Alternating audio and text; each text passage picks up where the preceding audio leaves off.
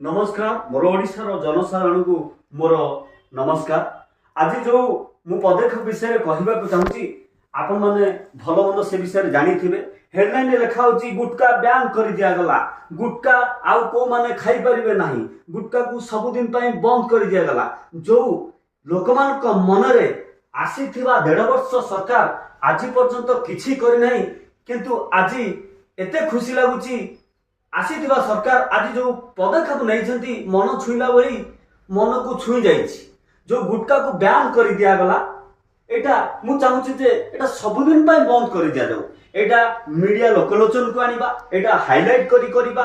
तापर किछि लोक कहउछंती एटा लागुची ए सरकार को गोटे प्लान मूर्ति कार्य करा जाइछि, जहा कि एटा राजस्व अधिक नबा पई एटा वर्तमान सरकार किछि प्लानिंग करछंती बा तांको आइडिया करछंती। याकू किछि दिन करिकी बंद करिकी पुणी आरंभ कर दबा, जहा कि कंपनी माने डेवलपमेंट हेई परिबे आ सरकार पर भी फायदा हे जिवो।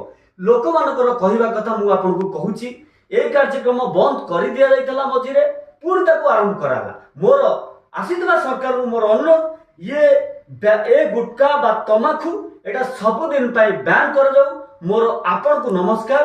किंतु मु को राजनैतिक दल विषय मु काहाको सपोर्ट नहीं कहूनी।